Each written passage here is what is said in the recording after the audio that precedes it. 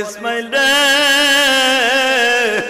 আমি তো তোর একটু পরে সবাই দিব বাবা, তুই তো আল্লাহর কাছে চলে যাবি।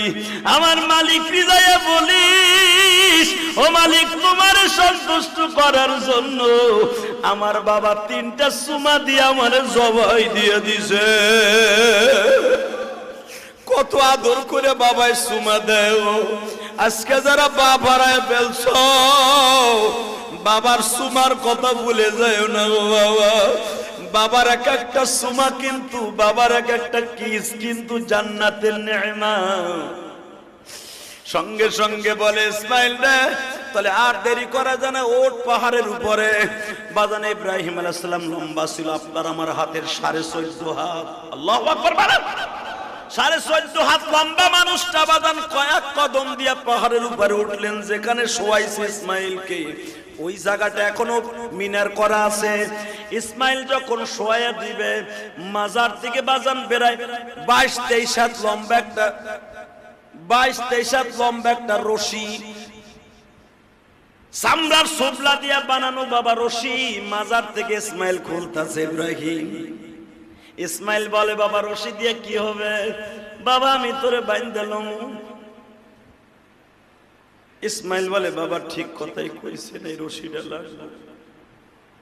এ আমার যুবক ভাইরা, ইসমাইলের গাড়িতে জান্নাতে যাইতেছে আসছে ভাই। এখন 2 ফোঁটা পানি দিয়ে বাবার কথা মনে করে করে কান্দ।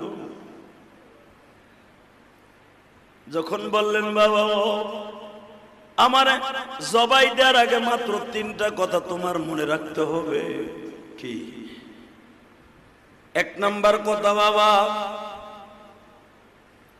তুমি আমারে জবাই দেওয়ার আগে এই জামাটা খুলে ফেলবা।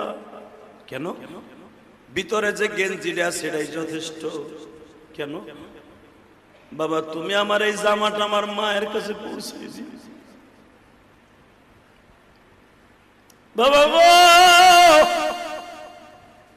যদি জামাই রক্ত মাখা অবস্থায় দাও, আমার মা বেশি কষ্ট পাইব।